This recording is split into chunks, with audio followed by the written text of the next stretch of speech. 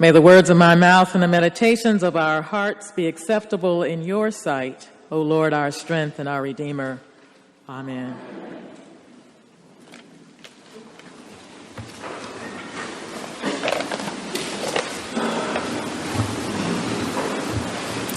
In 2007, I went on a pilgrimage with other clergy. It was called a pastor's familiarization tour of Jordan. It was a wonderful experience. One thing that struck me, though, and I was surprised, was the condition of the Jabbok River. Now, as we arrived, our tour guide gave us the explanation, reminding us that in the 32nd chapter of Genesis is a story of Jacob having wrestled with an angel by the Jabbok River. So we got off the little van and we had about 15 minutes to kind of wander and meditate in that area.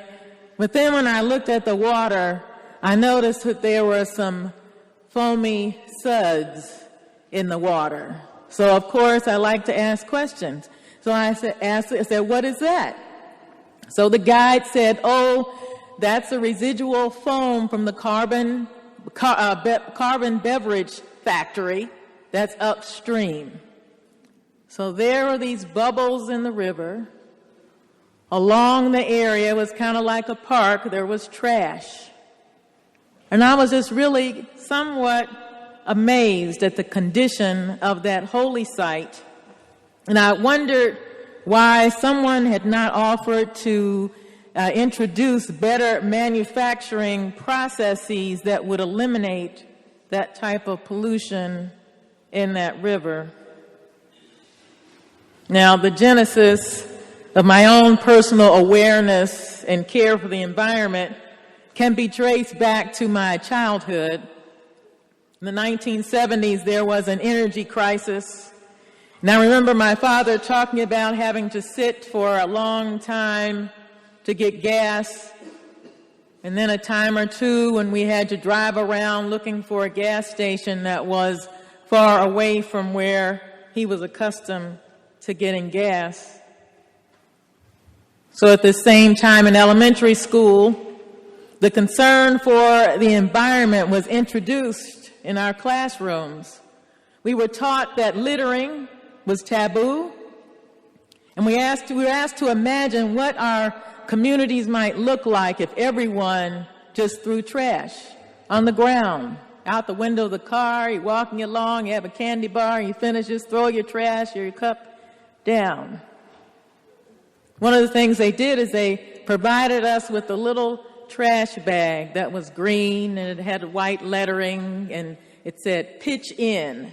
And so there was an image of a person, had a little ball of trash that was headed to a trash can. So, plastic bag back then, and of course today we know that plastic is not biodegradable. And I have a suspicion that they probably knew that even then. So this energy crisis and this introduction to the need to care for the environment took hold of me when I was a child, and in interesting ways. For example, from time to time, my parents would smoke cigarettes. Not very often, just really upon occasion. My brother and I didn't like this, so we decided it would be a good thing to hide their packages of cigarettes. And it worked, we think. Over time, they eventually stopped smoking. Then, we had a group of friends in our neighborhood. It was maybe like ages 9 or 10 or something like that. And so we had this group we called a club. So there were maybe 5 to 7 of us or something like that. And we lived about half a mile from a park. So we discovered that adults were leaving behind trash after they have these picnics and festivals, and that there was a revenue stream to be had by collecting aluminum cans. So we would get on our bicycles, somebody would have a large plastic bag or two, and we would ride to the park, We would collect those aluminum cans and someone would store them in their garage, and when we had enough, we'd ask a parent to take them into the recycling center and trade our cans in for money. Now, once we had enough money in our treasury, we'd have a party. So having a party meant that we would walk to the corner store and we would buy Hostess cupcakes, M&Ms, and we would make Kool-Aid at somebody's house. So we quickly, at a young age, realized environment, we shouldn't pollute it, that if there were adults who were choosing to do that, we could cash in and reap some money from their negligence and then enjoy ourselves. So this year, September 1st through October 4th has been dedicated a season of creation by green Anglicans throughout the world. It's a time to pause and acknowledge the reality of climate change and the ways in which we have contributed to it and how we can begin to reduce its effects. Just last week, the United Nations Intergovernmental Panel on Climate Change released a report indicating the temperatures of the oceans are warming and sea levels continue to rise. Now, this poses a threat to aquatic life, land, animals that are relying on that water on the shore as well. And scientists have discovered a new phenomenon identified as heat waves that occur in the ocean. And we know that warmer waters trigger tropical storms. So reducing our greenhouse gas emissions is very important. Decreasing our use of plastic, making a point of purchasing products that have less packaging, recycling, using energy-efficient light bulbs, turning off light switches, and unplugging things like a toaster when we're not using it. Charging stations don't need to be plugged in all the time. And then a few other things that I picked up from Pete DeBruin's adult formation presentation at 9:30. It was part 1. Next week it's part 2. The title of it is A Christian Response to Climate Change. So he brought to our attention the need of avoiding using fertilizer in one's yard and garden. Fertilizer isn't good. Keeping your home temperature during the summer at 78 degrees. And then this one I was really impressed by. I think I'll start trying it. You know, sometimes you may have your favorite restaurant, and you know this particular restaurant gives you a lot of food and you're not going to be able to finish it. So you know that going in there, and so you think, okay, well, I'll get a to-go box. Well, remember the to-go box is usually plastic, styrofoam. You take it home, eat the food, and then toss it, and then it goes to a landfill and sits for thousands of years. So Pete suggested, what if we bring your own container?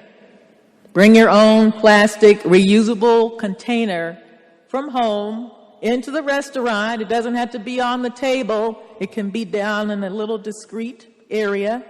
And then your leftovers are taken in a reusable container, not something that's going to go and add to the pollution of the earth. Then, of course, we can always plant a tree. There are many trees in the Atlanta area. And I understand there's a law about in some places that you cannot cut down a tree without getting special permission. That's how important they are. So there's much that we can do ourselves and also encouraging others. Greenwashers was started here several years ago. And greenwashers, for people who may be new, are people that stay after the 10:30 worship service, and they are willing to run the dishwasher, gather the dishes up, run the dishwasher, so that the dishes are clean. Because what has been happening lately, you know, there's a life cycle to everything, It appears that the greenwashers have run their course. So Sunday evening, there are dishes that are piled up. Monday morning, they're there. Remember, Kenneth is here for breakfast. Then he leaves. Then we have hospitality, and dishes are left. Now this is being green. We're not using disposable, styrofoam, paper plates, things of that nature, real plates, cups, things like that. So if God is calling you to say yes to being part of that ministry, let me know. Send an email to the admin. But if we do not receive a response, we will have to take other measures. It does not mean eliminating. Don't think that now she's going to get rid of the hospitality at 10:30. That's not it at all. But there is another possibility. So greenwashers are needed. So let's shift to the gospel reading. Luke's gospel, we may consider ourselves as the rich man, as day by day we make choices that overlook our environment named Lazarus, rising temperatures, melting glaciers, species of animals and insects becoming extinct, creating wounds in the earth, diminishing God's beautiful creation. And from 1 Timothy, we're reminded that we brought nothing into the world, so we can take nothing out of it. But while we are here, while we are enjoying life, we are charged to care for the earth, asked to think beyond ourselves and make a path for future generations. Now, one of the things Pete mentioned to us is that most likely what we do doesn't make a whole lot of difference, and I was disappointed. I said, what? Doesn't make a whole lot of difference, because it's really things that are involving mining and things of that fossil fuels, those sorts of business endeavors. But then we also have to think about policies that have been put into place and then curiously rolled back. Differences made in trying to restore our environment in different areas, and a decision made to roll them back, allowing corporate greed to come in and to take out forests and trees for lumber, or to build things on land that should be preserved. My guess is that some of those people making decisions, they have a choice. They don't have to follow through and build something, cut down trees. It's all incumbent upon us to think about our faith tradition, and I know some of those people are tied to faith communities. And it becomes too convenient to check one's faith at the door and operate out of personal interest. So I want to believe that anything that we do in our lifetime, it makes a difference. Doing something versus doing nothing. Because after all, we do believe in the one who was raised from the dead. We believe in the power of God to make things thought to be no more come to life again. So that's what we can do. Simple acts that will help to leave a better place. So we come into the world with nothing, we leave with nothing, but we do leave behind our carbon footprint. So we have a choice. Will our personal footprint be the size of a small infant's booty? Or will it be a large size of an athlete that may weigh 300 pounds and is 6'8", or someplace in between? The choice is ours to take care of our earth, as the Eucharistic prayer calls it, our island home. So please join me in saying a prayer for the earth found on page 2 in your worship leaflet.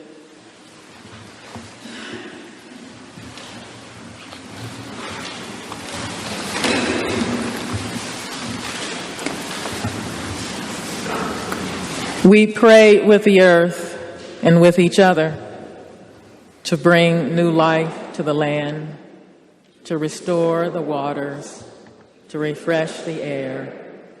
We join with the earth and with each other to renew the forest, to care for the plants, to protect the creatures, to join with the earth and with each other, to recreate the human community, to promote justice and peace, to remember our children. We join with the earth and with each other. We join together as many and diverse expressions of one loving mystery for the healing of the earth and the renewal of all life. Amen.